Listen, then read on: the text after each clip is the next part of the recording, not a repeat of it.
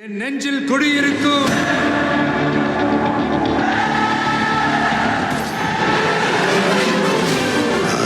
தளபதி.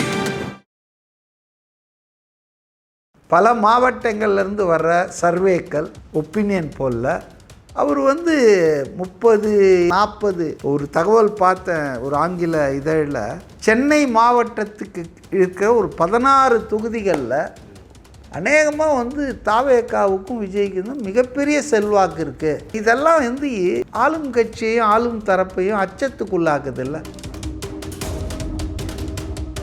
இப்போ விஜய் கூட வேளச்சேரி இல்லை விருகம்பாக்கம் இந்த ரெண்டில் ஏதோ ஒன்றில் கண்டெஸ்ட் பண்ண போகிறாரு சென்னையில் அப்படின்னா, சிங்கத்தின் குகைக்குள்ளேவே நுழைஞ்சு நான் சிங்கத்தை வெல்வேன்ற அந்த வீரம் தானே தெரியுது.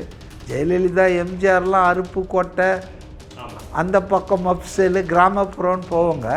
ஆனால் ஏன் வரமாட்டாங்க சிட்டிக்குன்னா, சிட்டி திமுகவினுடைய ஸ்ட்ராங் ஹோல்டாக இருக்குது ரொம்ப வருஷமாக. அது உண்மையும் கூட. ஆனால் இன்றைக்கி 2 வருஷமான தாவேகா சென்னை மாநகரத்தை கைப்பற்றும் அளவுக்கு வளர்ந்து இருக்குது அப்படின்றது முன்னேற்றமான விஷயமாக தானே பார்க்குறோம்.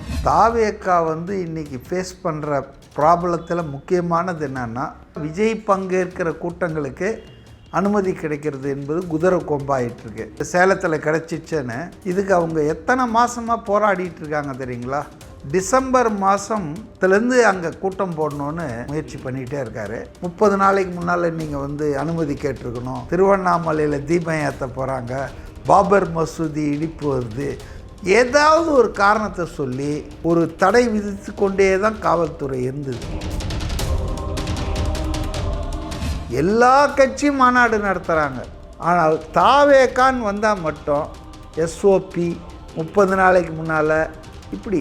அதுலேயும் பாருங்களேன், இடத்துக்கு இடம் வேறு மாதிரி பண்ணுவாங்க காவல்துறை. சேலத்தில் 30 நாளைக்கு முன்னால்னு சொல்லிட்டு இருக்கும்போது செங்கோட்டையன் ஈரோட்டில் 3 நாள் 4 நாள்லேயே அனுமதி வாங்கி நடத்திட்டார். அங்கே 2 லட்சம் பேர் திரண்டாங்க, எந்த பிரச்சனையும் இல்லை. விக்கிரவாண்டி மாநாட்டில் பல லட்சம் பேர், மதுரை மாநாட்டில் பல லட்சம் பேர், எங்கேயும் எந்த பிரச்சனையும் இல்லை. ஆனால் 27,000 பேர் மட்டுமே கலந்து கொண்ட கரூரில் பிரச்சனை.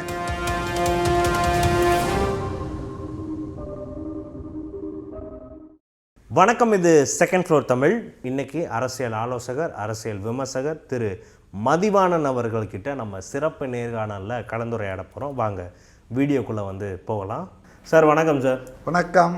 சார், தாவேகா தலைவர் விஜய் அவர்களோட அந்த தேர்தலுக்கான அந்த நடவடிக்கைகள் இப்போ கடைசியாக சேலத்தில் ஃபிக்ஸ் பண்ணியிருக்கிறதா சொல்கிறாங்க.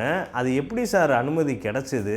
ஏன்னா இதுக்கு முன்னாடிலாம் ரொம்ப பில்டப்பெல்லாம் நடந்திருக்கும், ரொம்ப டிலே ஆகிருக்கும், பட் சீக்கிரமாக அனுமதி கிடச்ச மாதிரி வந்திருக்கு. இதுக்கு இல்லை அதாவது தாவேகா இன்றைக்கி ஃபேஸ் பண்ணுற ப்ராப்ளத்தில் முக்கியமானது என்னென்னா, விஜய் அந்த கட்சியின் கூட்டங்களுக்கு, குறிப்பாக விஜய் பங்கேற்கிற கூட்டங்களுக்கு அனுமதி கிடைக்கிறது என்பது குதிரை கொம்பாயிட்டுருக்கு.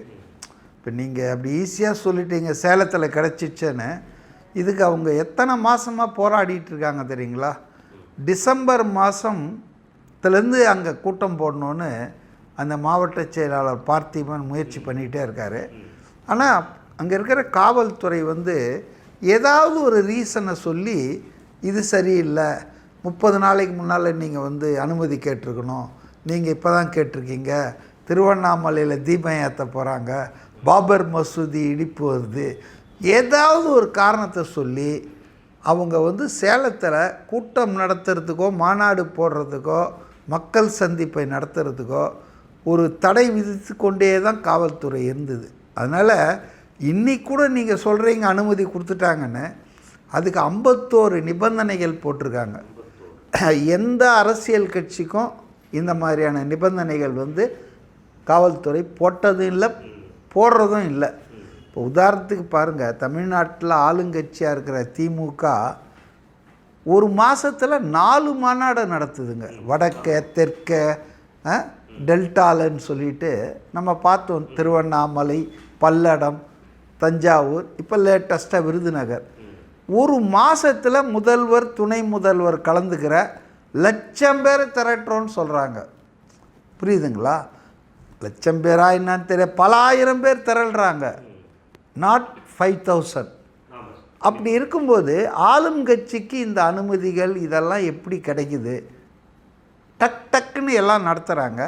ஆனால் தாவேக்காவுக்கு மட்டும் 51 நிபந்தனைகள் போடுறாங்க. அதுவும் பார்த்தீங்கன்னு சொன்னால், அதாவது எதெல்லாம் செய்ய முடியாதோ அதனால தான் இன்றைக்கி பார்த்திங்கன்னா அந்த கட்சி அவங்க மாவட்ட செயலாளர் சேலத்தில் மக்கள் சந்திப்பே இல்லைன்ட்டார். அவர் இப்போ என்ன சொல்கிறாருன்னா, போலீஸ் நிபந்தனைகளை எல்லாம் எங்களால் மீட் பண்ண முடியல, அதனால் 5000 பேர் தான் வரணுன்றாங்க, அதனால் நாங்கள் இதை நிர்வாகிகள் சந்திப்பாக மாற்றிட்டோம், மக்கள் சந்திப்பு இல்லை அப்படின்னு சொல்லிட்டார். ஸோ தாவேக்காவுக்கு வந்து ஒரு fair play, level playing field இல்லாமல் செய்கிறார்கள் காவல்துறையை வச்சு திமுகவினர், ஆளுங்கட்சினர் என்பது இப்போ நமக்கு புரியுது. எல்லா கட்சியும் மாநாடு நடத்துகிறாங்க. ஆனால் தாவேக்கான்னு வந்தால் மட்டும் எஸ்ஓபி 30 நாளைக்கு முன்னால் இப்படி, அதுலேயும் பாருங்களேன், இடத்துக்கு இடம் வேறு மாதிரி பண்ணுவாங்க காவல்துறை. சேலத்தில் 30 நாளைக்கு முன்னால்னு சொல்லிட்டு இருக்கும்போது செங்கோட்டையன் ஈரோட்டில் 3 நாள் 4 நாள்லேயே அனுமதி வாங்கி நடத்திட்டார். அங்கே 2 லட்சம் பேர் திரண்டாங்க, எந்த பிரச்சனையும் இல்லை. விக்கிரவாண்டி மாநாட்டில் பல லட்சம் பேர், மதுரை மாநாட்டில் பல லட்சம் பேர், எங்கேயும் எந்த பிரச்சனையும் இல்லை.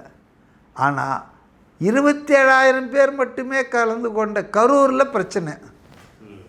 இப்போ இது வந்து தாவேக்காவின் பற்றாக்குறையால் அல்லது போதாமையால் இதெல்லாம் நடக்கலை. ஏதோ ஒரு குரூப் வந்து விஜயினுடைய நடவடிக்கையை, நடமாட்டத்தை, சுற்றுப்பயணத்தை, மக்கள் சந்திப்பை ரிஸ்ட்ரிக்ட் பண்ணும். இப்போ யோசித்து பாருங்கள், கரூர் சம்பவம் மட்டும் அது நடக்கலைன்னா இந்நேரம் அவர் தமிழ்நாட்டை ஒரு சுற்றிட்டு வந்திருப்பார். தமிழ்நாட்டில் இருக்கிற 38 மாவட்டத்தையும் சுற்றிட்டு வந்திருப்பார். ஒன்றுமே இல்லாத போதே இன்றைக்கி பார்த்திங்கன்னா பல மாவட்டங்கள்லேருந்து வர்ற சர்வேக்கள், ஒப்பீனியன் போலில் அவர் வந்து 30, 25, சில இடங்களில் 40.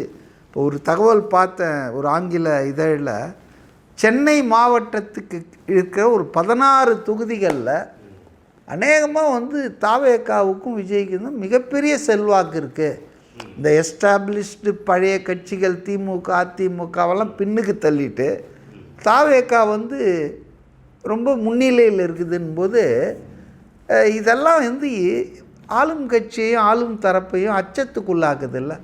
ஏன்னா நமக்கு எல்லாருக்கும் தெரியும், திமுக 1967 காங்கிரஸை தோக்கடித்து ஆட்சியை இந்த மாநிலத்தில் பிடிக்கிறதுக்கு முன்னால் அவங்க பெற்ற ஒரு வெற்றி எதுன்னு சொன்னால் சென்னை கார்ப்பரேஷனை கைப்பற்றினாங்க.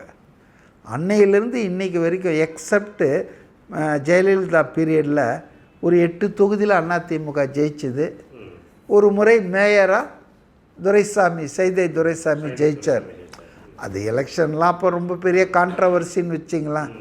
ஒருதலை பட்சமாக நடத்தினாங்க மாநில அரசு, அப்படி நிறைய பிரச்சனை இருந்தாலும் fact of the case is, ஒரு தேர்தலில் தான் 8 தொகுதி வரையில் அதிமுக ஜெயிச்சிருக்கு. ஒரு முறை கார்ப்பரேஷன் மேயராக அதிமுக சார்ந்தவர் வந்திருக்காரு.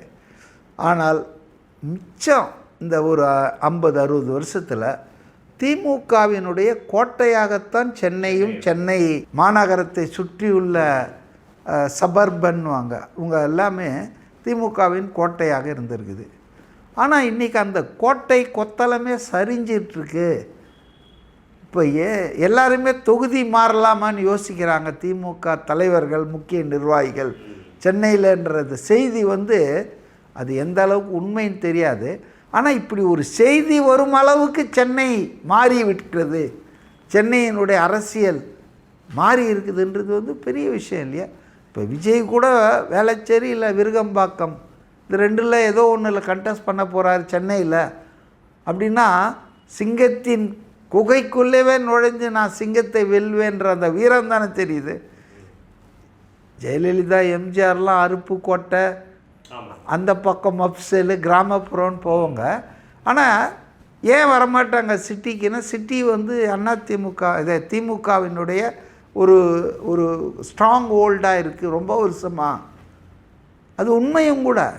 ஆனால் இன்றைக்கி 2 வருஷமான தாவேக்கா வந்து சென்னை மாநகரத்தை கைப்பற்றும் அளவுக்கு வளர்ந்து இருக்குது அப்படின்றது ஒரு பெரிய ஒரு முன்னேற்றமான விஷயமாக தானே பார்க்குறோம் அந்த கட்சிக்கு.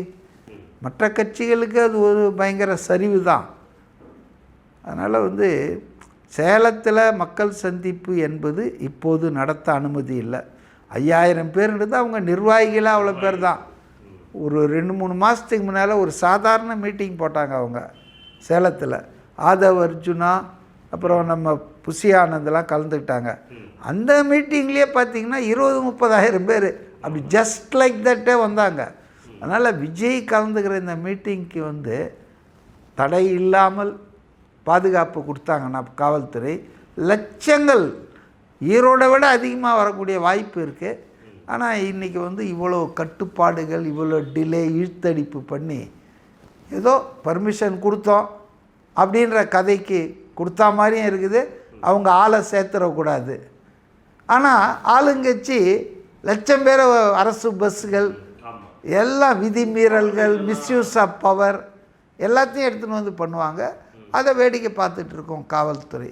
என்ன பண்ணுறது? பாரபட்சமான செயல்பாடு இருக்குங்க தமிழ்நாட்டில் அரசியல் கட்சிகளை வழி நடத்துவதில்.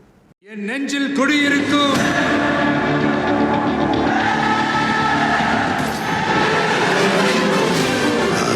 தளபதி.